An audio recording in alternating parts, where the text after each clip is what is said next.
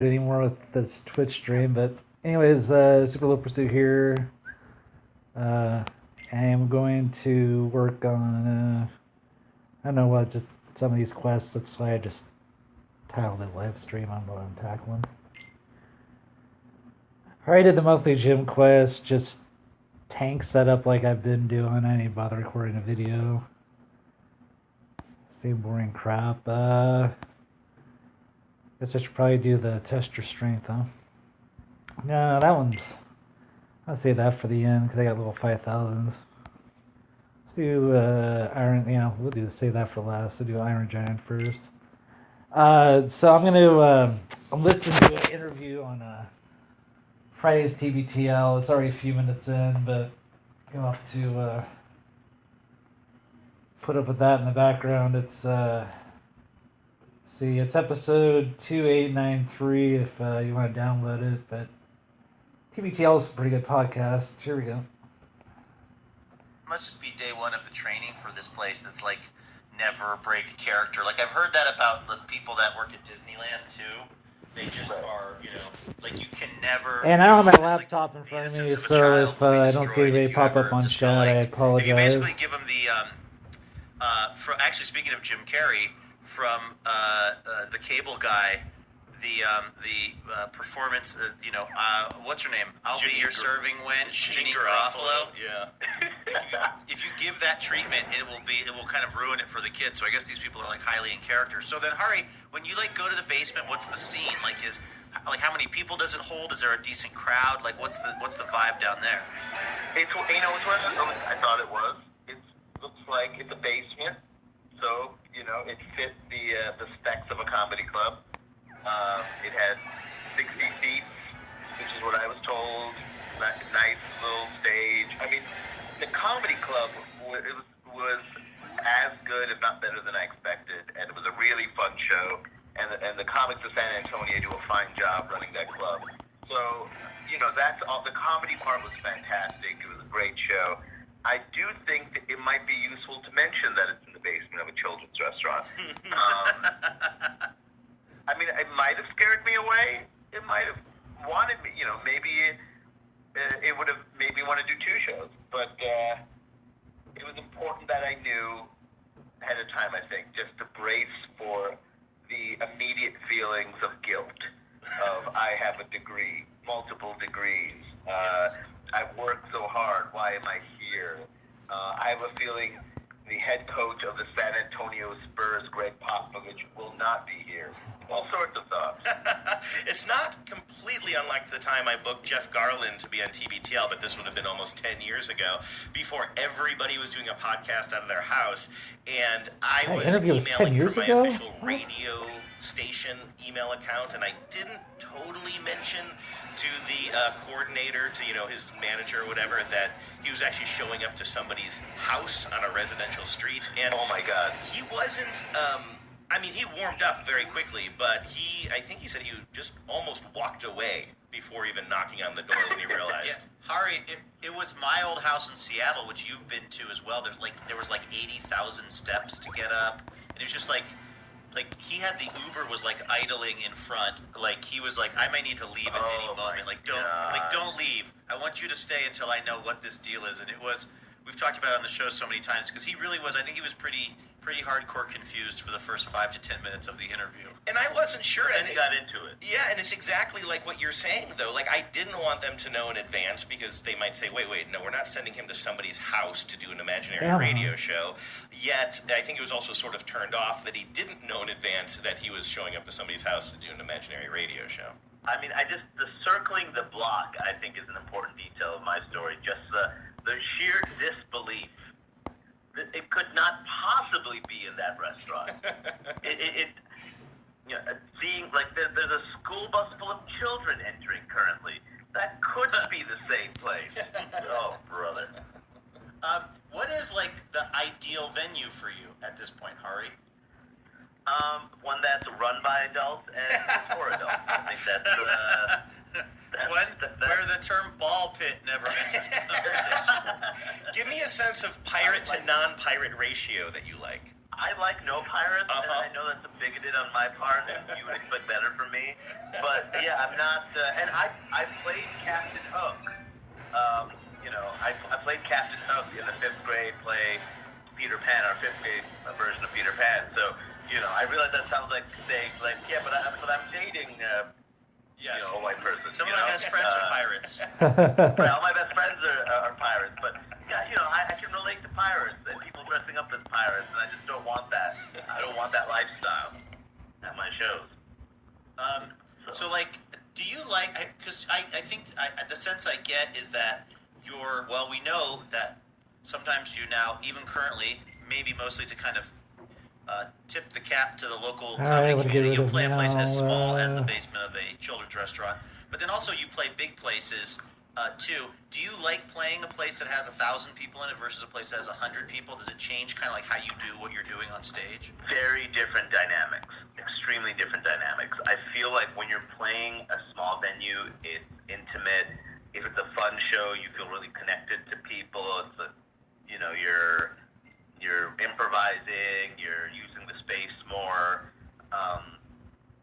It's a completely different feel. When you're doing a bigger venue, there's some degree of autopilot.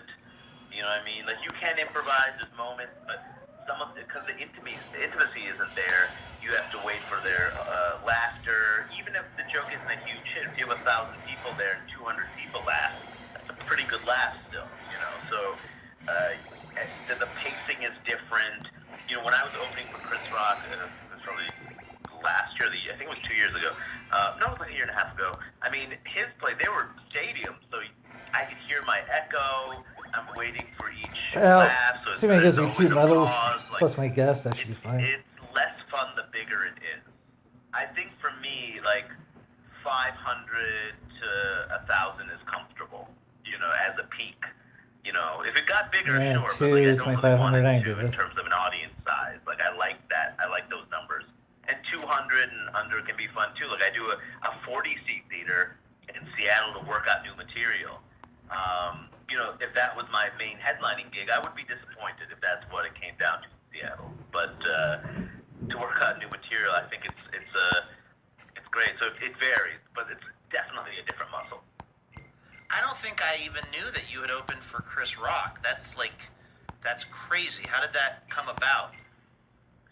Chris was the executive producer of Totally Biased, which was the show that I used to be on. Of course. W. Kamau Bell's old show. And, he was going on a tour in Europe before he recorded his Tambourine Netflix special. So it was me, Michelle Wolf, and Jeff Ross all opening for him in 7 cities in Europe. And we were on a private jet, and the whole thing, it was incredible. It was a really incredible experience. But for you, I mean, you're saying that, obviously, the more people that come to the shows, the message received by the performer is this is resonating with a lot of people, which is a good feeling. But there's there's a kind of ceiling to that of where it feels like you're able to perform your comedy the best. The bigger the venue, the more you lose subtlety.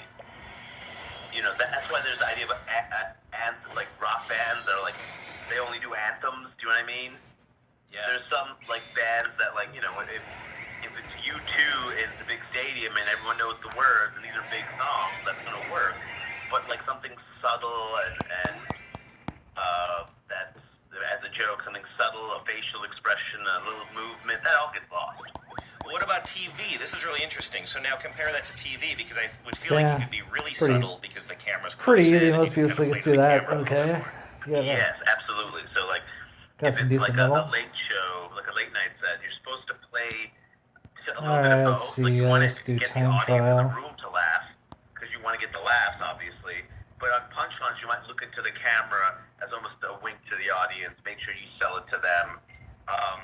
You don't want to be too aware because you're going to lose the audience in the room, but you don't want to pretend there's no audience at home because then you're going to lose them. So it's kind of a tricky setup. It was always a bit difficult to play Conan because they changed their setup, but they used to have the stand up in a certain spot on their stage where a third of the audience is right in front of you and the other 2/3 are to your right. So you'd have to remember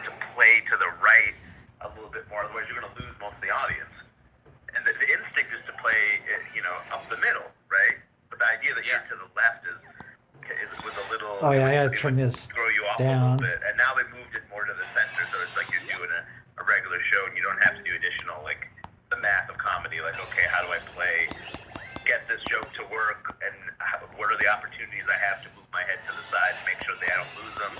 Can I play some punchlines there? You know, with the Netflix special, on the other hand, like, you know, we're controlling the angle. You know, we're controlling where the cameras are set up, and you know, Bobcat Goldthwait directed by, so Bobcat obviously knows what it's going to be like. He saw the special. He had a sense of, this is a good moment for a close-up. Like, he saw the act before we recorded. So he's like, oh, this would be a close-up. He's going to move here. We want cameras here and here for that. And, you know, I think you get to control it a bit more. And the subtlety, I mean, it's great. Like, you can pretty much do anything. And every little movement is, you know, accentuated because you have a close-up. That's you actually got to the next thing I wanted to ask you about, which is recording one of these Netflix specials. Because I actually didn't know Bobcat directed yours, and I guess I've never fully understood what the director of a comedy special does. But they basically watch the material. They're aware of the material, and they're just trying to figure out where the camera moves are and things like that. Yeah, like what shots do we absolutely need to get?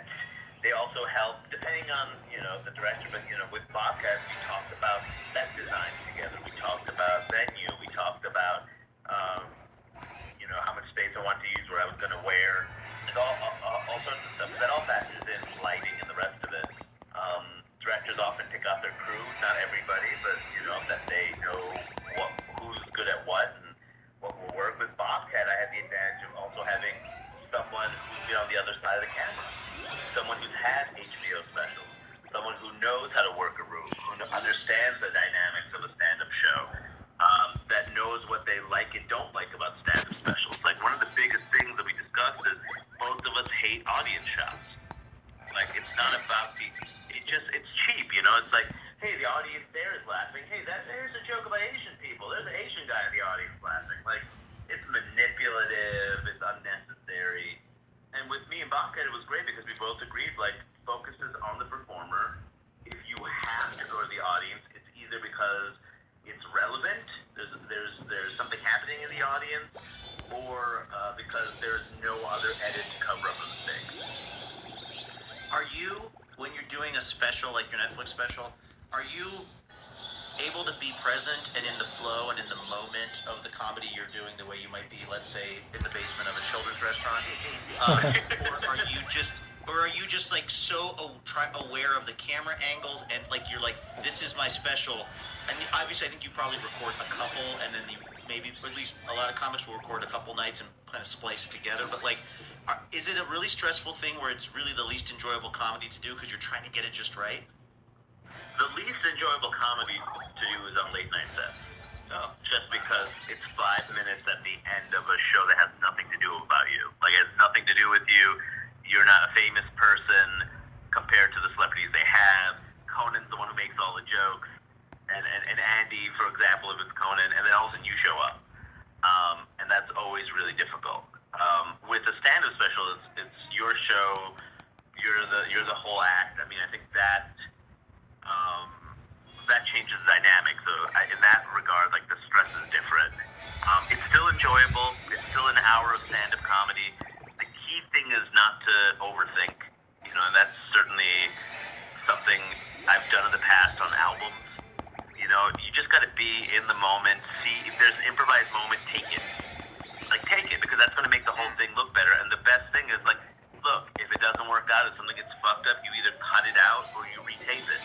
Like, this isn't, to me, this is my philosophy on it, is this is not supposed to be an accurate document of the night. It's supposed to be an accurate document of your act and of what you're doing. So I don't mind editing. I don't mind, you know, reshooting something or fixing a mistake. Like, it's a program. It's a television program. And, you know, it's not supposed to be like, this is exactly what it feels like at a comedy show. No, it doesn't feel like that all the time. Every show feels different. So the pressure for me, like, certainly I wore it. I over-rehearsed, I feel like. I did too many warm-up shows. So when I did the Netflix special, part of me felt a little too tight. Like, I was loose and performing the material, but it was so, like, there was very little room for improvisation or being in the moment. And there was a couple really happy with those moments because like, oh, that's just me. That's just me being there. That's relatable to us. So many times Luke and I will talk to ourselves, talk to each other about the show. And just like we're too tight on TBTL. We're just like we're nailing it too way much. too tight, too scripted, too planned. Yeah, exactly. Hey, I was going to ask you how many different performances or takes did you end up doing that ended up in the final show? Yawn. We did the only retakes we did, luckily, was just the final exit. And See, that's why I've been recording this I video, was is happy because because half this I didn't want to content's do just any retakes of not jokes terribly or, interesting, you know what I to be mean? honest. Because as much as you can do it, it doesn't feel good. Like, you don't want to... Yeah. It just doesn't feel good. So, luckily, there was nothing that could... The performance is accurate in terms of, like, this is actually That the was way it. it played Yeah, out. so But it's super easy. we had to Barely do the an beginning and the inconvenience, end as multiple times. Also, the just YouTube channel would to say. get it clean and to make sure... Alright, well, let's we try came this, on to I guess. different music, depending on Here's what the we would easy get rights ones. to later. I think I'll do the whole thing today, That was but part of it. Yeah. That's really interesting because And, I always assumed that it was like you would at least do 2 full performances Oh, of the I'm entire stuck set. Let's say an doing that early to me. show and a no, night that show. happened. alright. Oh, okay. Oh, that did happen. What I meant Oh yeah, I did this because I was seeing. do this one joke. I did over this because I was you seeing flubbed if it, or I you could got do the wording awkward wrong, or reflect you with missed the the trait punchline method, but and it hit turns the out, audience to sweeten it. Like, no, we didn't do any of that. Okay. But we did 2 full shows. I think it's best both for albums and for specials to do 2. I think some people do multiple days. I just think there's too many variables on multiple days. Like, the mic could be slightly in a different place. Your hair looks slightly different. You know, the clothes, like you were sweating a certain way, and now all of a sudden you're not. Like, you have sweat in this one, and now you don't have sweat in that one. And there's too many things that could go wrong. And your delivery also. Like, you hit a groove when you're performing, and all of a sudden you're delivering jokes a certain way, and the next day you might be delivering it slightly different. You know, your tone's slightly different. The words are the same, but those are subtleties that over a course of 24 hours, like, they change. And so I think, like, getting 2 in a day close to each other is probably the best way to do it. Did you do that thing where they came out and had to like kind of towel you off halfway through, or like fix your makeup or anything in front of the entire audience? No, none of that happened. Thank God. The one thing that did happen that was really fun was when we were doing some of the retakes, you know, of me walking out on stage and all that stuff that I was telling you about before. Either the battery died or something like that. I think they ran out of batteries, so they had to change the battery. So we had to stall for time. So Bobcat went on stage, and we were riffing together. And this is during the second taping, and he was telling jokes and stories, and it was really fun. Like, to have that moment with him, and I'm not sure if the audience knew the director was Bobcat until that moment. So the people who really are comedy fans are like, holy shit, it's Bobcat Goldthwait. So that was a really fun, like, you had to be there type moment. Oh, that's so cool. It's kind of funny you mentioned him, Hari, because I just did Wait, Don't Tell Me like a week or 2 ago with him. And I've done it with him one other time, and it's funny because you know him better than I do, but he's just like a really sweet, kind of just mellow, very unassuming guy, kind of when you're chilling backstage. And it's easy to forget that he was like, you know, like probably at one point one of the 5 most popular comedy characters in America. Like, it was insane how popular he was. And it's funny because I do Wait all the time. I feel like I'm a moderately funny person who has really learned how to operate within the system of Wait, Don't Tell Me. So I think of myself as being pretty good at that show just because I do it a lot. And Bobcat's this person who doesn't do it a lot. And I remember there was this moment where he was talking, he was being kind of mellow and quiet, and I was thinking, like, I was like almost worried for him, like, oh, I don't know if he knows what he's doing. And then he just within like 1 second had the audience eating out of his hand, had like all of the funniest lines of the night, just totally destroyed it. And I was like, I can't believe I was worried that Bobcat Goldthwait wasn't going to be able to like operate in front of this crowd of people. Like, what an idiot I am. I mean, his instincts are so sharp, and certainly, you know, in a lot of ways he has a wider palette to use, because when he was doing the character, So I'm just gonna do the like, low that he used end to do, like, it was today. how much can you do with that? Doing every You know, one, but and now it's like he can be should have himself, which cleared is all great. these Like, he is a Low broader, cheers like, easily. just I'll more make a movement. separate video And for the other ones. comedically, he just can do more things. And it's funny, like, you know, you were saying he was one of the most famous comics in the world. I mean, he was opening for Nirvana during their peak. I mean, Oh man. that's absurd. You know, Yeah. that's absurd. He told me a story about how, like, he would regularly bomb at those shows. Like, it never went well. And the only person he would hear laughing is Kurt, who wanted him to open. So it would just be Oh my Kurt God. laughing at him bombing, and how it looked amazing. Oh man. I mean, doing comedy before a Nirvana show would be the kind of thing you could never turn down as an opportunity, but it would. Right. Honestly, you want to talk about the least ideal comedy scenario? That might be right up there on the list. Yeah, the idea of, like, you're trying to bring mirth before a grunge band. Yeah, that's hey, let's be happy before we get angry and tearful. Have you ever opened up for like a music act? Yes, I opened up for the Julie Ruin, which Oh, was which is Kathleen Hanna's band, and Yeah. Kathleen's a friend, and she asked me to do it, so I said yes. And she, you know, the first few minutes, I'm like, oh no. Kathleen came on to introduce me and everything, so I'm like, that could help. And they were just staring at me like, why? I came to see a band with mostly women sing incredible songs, and there is a man, an adult man on stage talking to me about stuff. That is not what I paid for. And I think after a few minutes, they got like, okay, like, Kathleen picked him out, and he's talking about stuff that I would enjoy as a fan of Kathleen Hanna. You know, if you're like into, like, if you're a feminist and you're, you know, we're a Bikini Kill fan, and, you know, love Riot Girl, like, I'm gonna be in that world broadly, like, in terms of the politics, because of what I talk about. So I got them, but it was still work, and that's as close as you can get in terms of fan bases, I would imagine. I can't even imagine, like, Yola Tengo asked me to open one, and I missed the email. I don't know how the fuck I missed the email, but I missed the email, and I saw it later. I'm like, I can't believe it, and I wrote back and apologized. I can't believe I couldn't do this. But part of me is like, I wonder how that would have went. Yeah. I wonder. Yeah, that sounds. Well, for me, it's like I view the world often through, like, this question of, like on TBTL of late, we've been talking about famous people that I think wouldn't like me. Like, I think Moby wouldn't like me. Like, just famous people who I've never met really or haven't spent much time with, but my gut. And so then I sort of. I try to get ahead of that by almost like not liking them because I assume they wouldn't like me because I'm so needy or whatever. And I feel like the Yola Tango fan base would be sitting with their arms crossed, like as I was just flailing on stage trying, because I love the music of Yola Tango, but it's very arch. It's very hip in this way, or it's for people who I think would find me to be a little thirsty.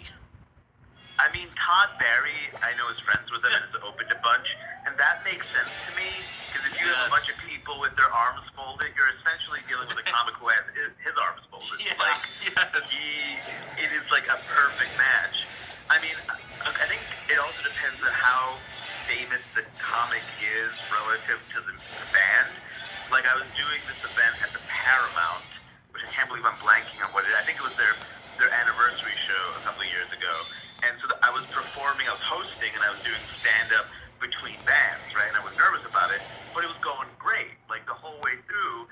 And then I had to bring out Death Cab, who was closing, Death Cab for Cutie, and that's when I realized, oh, this is a barrier now. Like, everybody else, they were fine, but now this is, like, the first thing on the stage that is more famous than I am. This is going to be, and then they were not, like, we've had enough, you were funny, okay, let's get Ben on. So, I think that has a factor too. Yeah, you were like, and now the part of my set called I Will Possess Your Laughs, where I very quietly and earnestly make jokes that really have you thinking about college girlfriends. And I don't say that to be dismissive of Ben's work. We love Ben, he's a friend of the show. But, he's great. Yeah. Hey, I know you gotta go, hurry. What's that? Yeah, he has actually. Oh, that's awesome. Yeah. He's been actually what happened was his sister runs a really cool organization called Teen Feed, and I believe that there was, I think I did something with Teen Feed, and then I asked him to come on the show right after I did that, and I think he was like, I can't really say no in good conscience, and so I was able to basically leverage like the one altruistic thing I've ever done in my life to force Ben to come on our show. I'm proud of you. Thank you. That's how you do it, Lucas. That's how you gotta do it. I remember, Luke, when you and I were first hanging out, this is, years ago, and I was hanging out with my friend Rainey. We had gone to like a football game or something, and then we were trying to figure out, should we get a drink? Should we wrap up? And then I got a text message from you that was like, hey, do you want to go play whirly ball with Ben Gibbard? And that was literally the coolest I've ever felt in my life. I was able to say to Rainey, I'm gonna have to give you a rain check, as it were, on the drink, because I'm gonna go play whirly ball with Ben Gibbard. We haven't stayed in touch though yet, Ben. That's his favorite sport. He's obsessed with, do you know this, Hari? What is whirly ball? You lived in Seattle, but I guess you probably never made your way up, like, far enough up Aurora Avenue to, I don't even know where we'd be anymore, like, south of Everett on Aurora Avenue. I'm pretty sure there is this, I guess, it's technically Edmonds, Washington. It is this bizarro game. They also have it in Chicago, and really, I can't recommend it highly enough. You drive go-karts, or, bumper cars, and so you have a team of like 3 other players or whatever. You drive bumper cars. You're going against a different team. You are throwing a ball around that you're catching with one of those big kind of like, almost like a high-lie sort of device, but it's like smaller in plastic. But you're throwing a ball back and forth with your team, and you're trying to make your way down the court to throw the ball through, like imagine a basketball backboard, but it doesn't have a rim. It just has a hole in the middle, and you're trying to throw the ball through. And I know this sounds very complicated, and it kind of is, but it is so fun. And I found out this particular night that Gibbard is first of all really good at it, which is kind of like, come on, dude, can you leave one thing for the rest of us? But loves whirly ball. And anyway, they have one in Edmonds and they have one in Chicago, because I've seen it from the freeway going into town. And if you ever see it, if you're on the road, Hari, you gotta go try it. It's really fun. It is a blast. Imagine if Ben Gibbard was so good at whirly ball that he was in the Whirly Ball Hall of Fame, and people didn't know he played music because they're whirly ball people. They're just like, Ben Gibbard, the whirly ball Hall of Fame. I'm name dropping Ben Gibbard. They're like, oh, he's the whirly ball champion. Hey, Hari, before we let you go, we need to check in on one of the things you're most known for on our show, which is the fact that you do have Coffee for Life at a cafe in Brooklyn.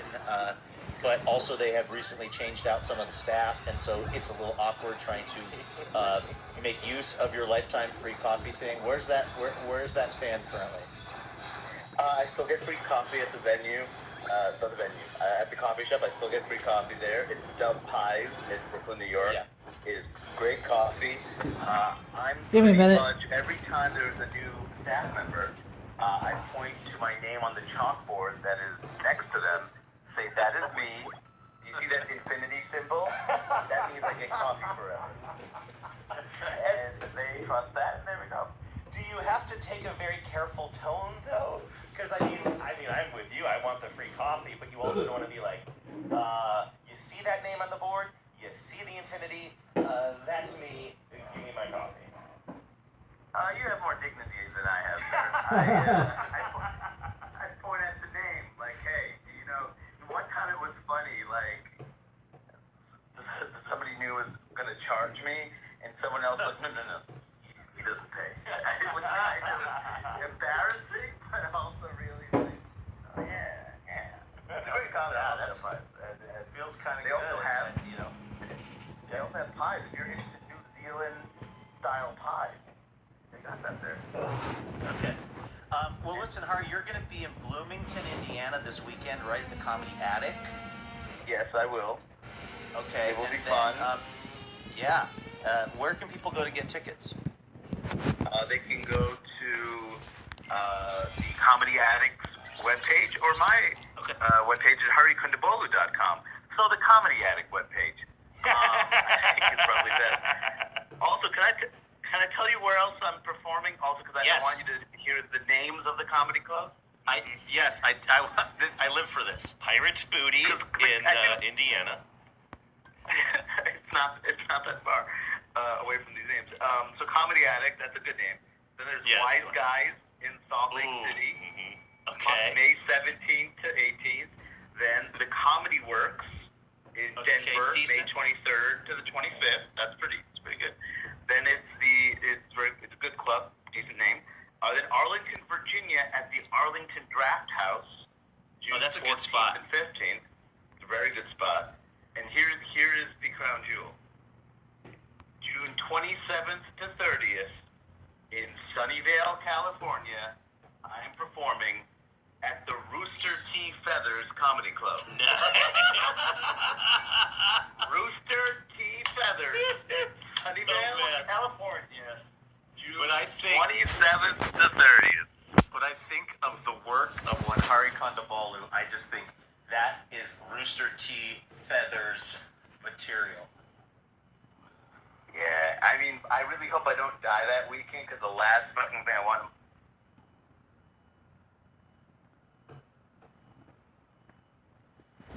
All right, everyone. Well, I gotta take a break. So, thanks for watching. I'll tackle the rest of these in the next video. Peace.